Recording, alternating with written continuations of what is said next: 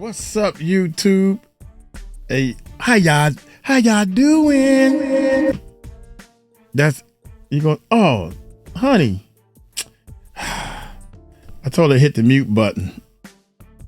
That's my number one what you call it, housewife. That's the number one housewife. Hey, what's up, YouTube? As y'all can see, we got the dude. I'm not even gonna play the whole thing, but I'm trying to figure out why is he holding two mics up to his. In fact, we ain't gonna play none of it because they ain't even talking about nothing. I just started looking at the comments, man, and the comments kind of agree with y'all. Can y'all hear me? I got the 1 2 1 2, yeah. Oh, okay. Check this out. What's going on? How y'all doing? Y'all doing all right? I'm all in the comments, baby. I'm checking out everybody's comments. Somebody say his top lip don't move. What? That boy got two mics. God dang, he's a double talker. You certified hater, you don't never clock out, bruh. No, she didn't. Yeah. He looks like the devil. Yeah, why two mics? Yeah. Take that hat off. Oh my God. Ratchet is the biggest liar. Oops, I didn't mean to say his name, but I'm just reading the comments. I'm what you call it? I'm reiterating. What you call it when you quote? I'm quoting somebody. But anyway, check it out. What's up, y'all? Hey, I got some food. Don't eat on the mic thing, Uncle Mike. One of my favorite things that I like is the steak and cheese. Man, they didn't fix me up like they supposed to, but that's all right. I'm gonna show my food. I ain't gonna eat, y'all. Not this time. It's getting cold though. Maybe I should take a bite, huh? Don't be eating on camera. That is rude. That is rude. But Uncle Mike is hungry. Anyway, check this out. We playing a Tea Tales. We playing a Tea Tales. So my bad. 2 pieces of lettuce fell. So you had to inhale that. That's like that's your starter kit. But I'm working on another song. I haven't even played the song. Don't tell her, y'all. She watch all the videos. But I'm working on a song for her also. Yeah. And it's pretty good. I thought it was pretty good. I think I got a little something going on here. The way I'm coming up. I can't write and I can't think of, I don't know what to sing. I don't know what to do music about as far as the vocals. I've never been a vocal person. I'm on the technical side. I'm on the make sure everything is right, get everybody there on time, almost like a manager, engineer, sound technician, making sure everything. If I'm on the show is gonna go right. It don't have no other choice but to go right. So, and I think that because of you guys, I did one song and then I did another one, then I did another one. Now this is a short song. This not even this is just the hook right now. I just want y'all to hear the hook real quick. Yeah. No vocals, what a hook. Just listen. Here we go.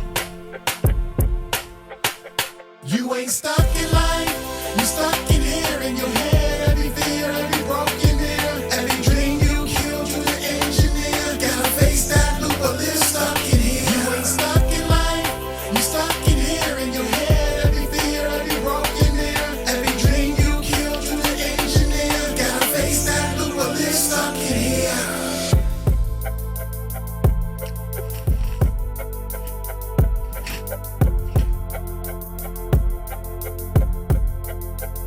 Yeah.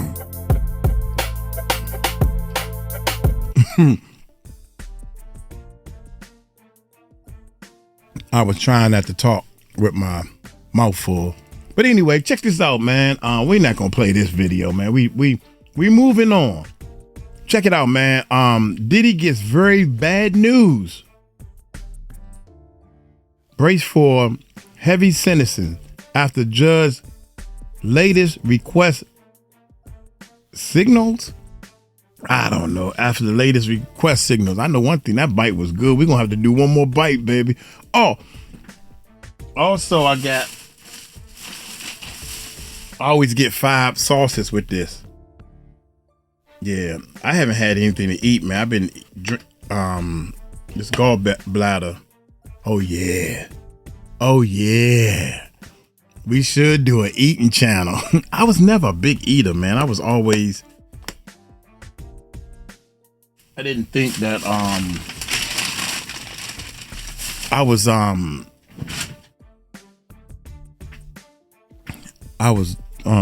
somebody turned me on to this yum yum sauce.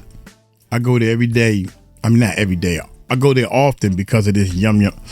Good God Almighty, boy. This stuff is good. This sauce, I get 5 of them. When I come, I just do like this. They know it's me. Anyway, y'all hit that subscribe button. Hit that bell. This is a shorty right here, but we got to check this bad boy out, man. Here we go. I found it. Let's check it out. It's your favorite federal informant. Listen, you guys, I am on vacation, but I wanted to pop in and talk about this thing that's going on. I know you guys heard about it. A lot of people have questions. I wanted to come and address it. If you guys don't know, Diddy told the defense and the prosecution that he wants them both to turn in similar cases like Diddy's, okay? And by similar, it means you got convicted of 1 or 2 things of the Mann Act and you had no criminal priors, okay? Now, a lot of the Diddy goons, the Diddy idiots were like, ooh, Diddy gonna walk. He ain't even doing jail time. To which I said, okay, stop. Okay? Diddy might have beat Rico. Okay? And it was a crushing. It was a crushing blow to victims, to women, to anybody that doesn't stand with abuse, right? Diddy beat Rico. But there's more to that story, but let's stick on topic, okay? And apparently the jury said, we don't care what happened with Jane and Cassie, but because you were their boyfriend or their man, I guess you own them and you can do what you want. However, the one thing that kept coming up that a lot of people overlooked was that he was convicted on 2 major sex crimes. The Mann Act. They are major federal crimes, okay? And I did some research. I talked to my legal people and I took notes. So you know whenever I take notes, this is going to be good, okay? Now, what did the judge ask for? He asked for comparable case law or statistics on similar Mann Act convictions. Now, first of all, this request is not unusual, but it is never neutral. It usually signals 1 or 2 things. 1, that the judge is exploring options to justify a lighter sentence or release, especially if they're asking about parole eligibility, probation, or sentencing ranges. 2, the judge is building a case for why Diddy should not get leniency. By establishing how others were treated in similar cases, they could argue that letting Diddy off lightly would be inconsistent or unjustified. So the big question, all right, I'm actually being texted like teasers, so the big question is what context the judge acts this in. And the thing is, if we look at the Diddy case, this is where things get tricky. The judges already denied bail and called Diddy violent. He read him to filth. The judge was not happy, okay? And said his community ties made him more dangerous, not less. So it's going to be hard for Diddy to rebrand himself. The judge also has letters from multiple victims who explicitly said he's a threat and allegedly wielded violence as a means of control.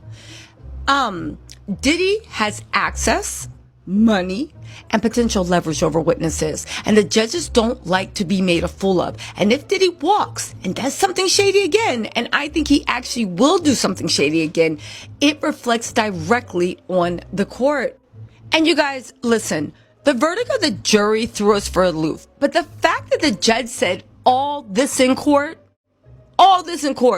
and denied bail. I mean, come on. I think we can put two together.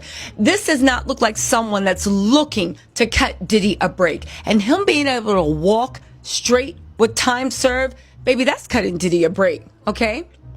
So why ask about the comparable Mann Act sentences, okay? They said, listen, T, so there's three possible reasons. One, judicial cover. The judge might personally feel parole is risky, but is giving the appearance of objectivity by asking both sides for precedence. That way, no one can claim bias later. Now, he might be appeal-proofing his decision for when he sentences him. If Diddy's team appeals any eventual sentence, the judge can say, I reviewed the sentencing ranges and outcomes for similarly situated defendants under the Mann Act, and the sentence falls squarely within that range. Or the judge also might be testing boundaries. Maybe the judge is trying to find out how lenient or harsh they can go without being reversed. They could be considering probation in theory, but still leaning towards prison unless Diddy's team provides extraordinary mitigating evidence. Now let's talk about that mitigating evidence. Remember when I told you guys that Diddy's team, I believe, are trying to shut up any content creators that are still criminal with them. And they feel like if they shut down the content creators, then they can start on this rebrand. Think about it. You shut us up by July, August, September, and then you got a little bit of October to get this Mother Teresa Hail Mary that they think is going to wipe Diddy's record clean. Unfortunately, a lot of evidence that the jury wasn't shown, a lot of witness statements and affidavits that the jury didn't see, the judge is privy to all that, and all that is going into his decision, okay? So, again, I actually said, but do you really think there is any type of risk of Diddy walking with just parole? I said no, but I had to take it to the people that actually practice law. And they said, right now, Tisa, it is super low. And I'm like, okay, but why? Because y'all also said it was super low that he was going to beat the RICO charge. Well, that's not true. They said the Cassie charges were super low. They said, one, the Mann Act is a serious federal charge, and even though it's sometimes used strategically in civil or hybrid cases, judges take it very seriously when paired with violence and pattern behavior. Judge Aaron, when Diddy was asking for bail, said not only is he violent, but there is a pattern of violence. Public sentiment. They also will take this, it's low, because public sentiment and visibility are sky high. And the DOJ knows this is a credibility test. Again, remember Maureen Comey said this is chilling for victims. It will have a chilling effect. And if the judge already said Diddy is violent and a threat and denied bail, and then suddenly letting him walk would make the judge look wildly inconsistent unless new facts came to light. So, what do we think about the judge? This is just my personal take. I think the judge is doing due diligence, checking to see if there's any legal wiggle room. But based on prior comments, it sounds like this judge already sees Diddy as a danger and is just asking for case comparisons to legally reinforce whatever sentence he's already decided on. So unless Diddy pulls a legal rabbit out the hat, he's unlikely to walk with just parole. This request is probably more about sentencing justification than leniency. Okay, so here's the thing, right? Okay. What type of language, and I just want to refresh your memory, the type of language that slams the door on parole or probation. And listen, let's get into this. He said Diddy was a batterer.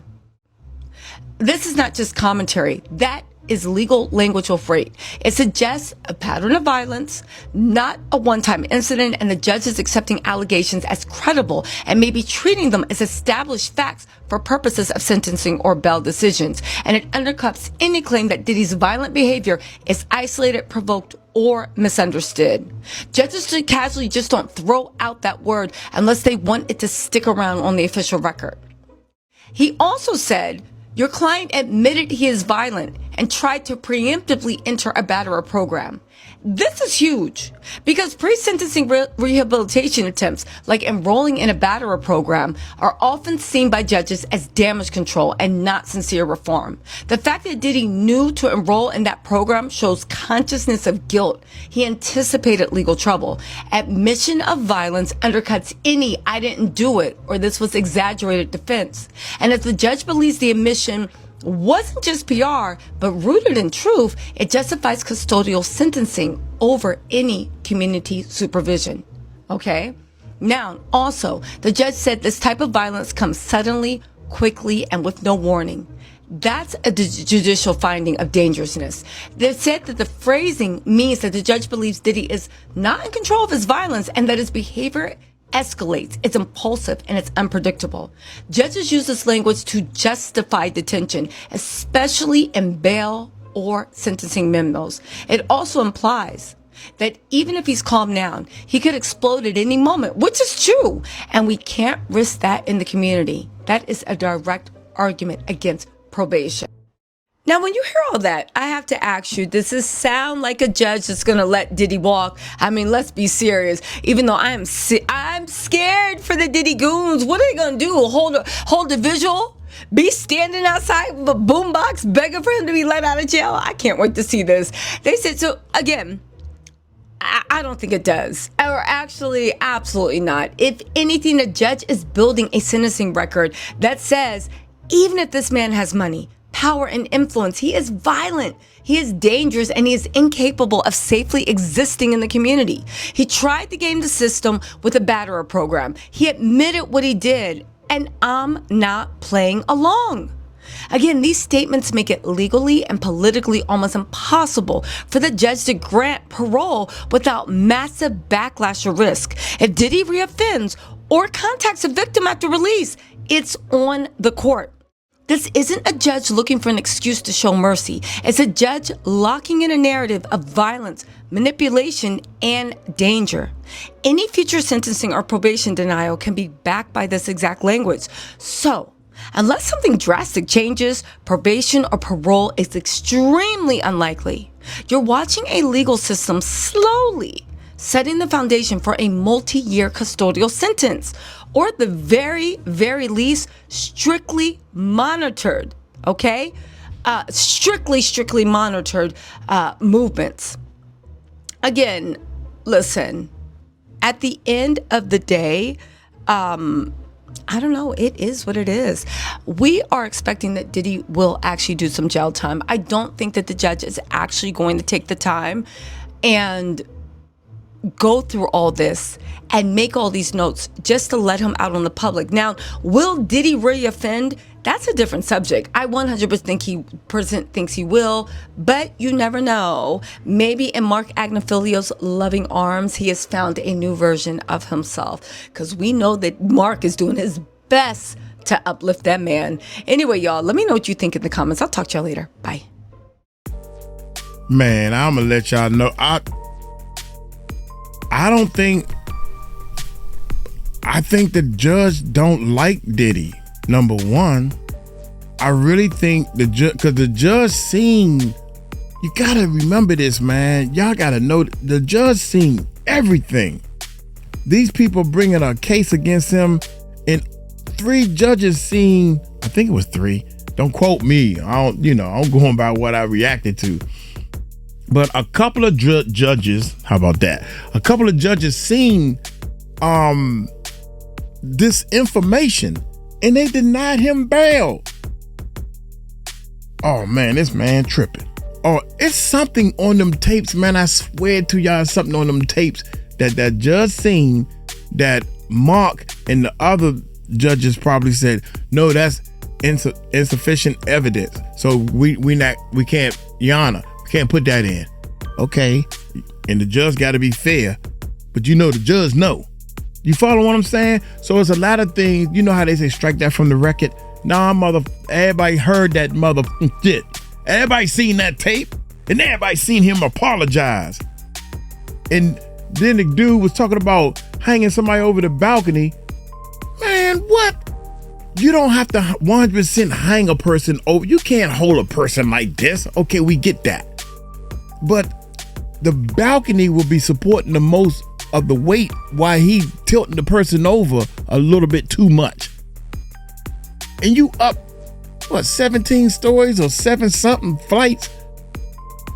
You could be a half a flight up and I'm a brick. If you're going to put me over top of a balcony, that's crazy, man. Man, she lying. Ain't nobody hold her over the balcony. When people tell their story, they tell their story of what happened, not detailed of he pushed me over the balcony. Well, I was still on the balcony, but he had my feet up so high, I thought I was going to fall, and he was holding me. The reason why I'm talking about this, y'all, because I seen people do this to somebody, man, and I almost shitted a brick. I'm like, dude, he said, man, he better give my money. He think I'm playing.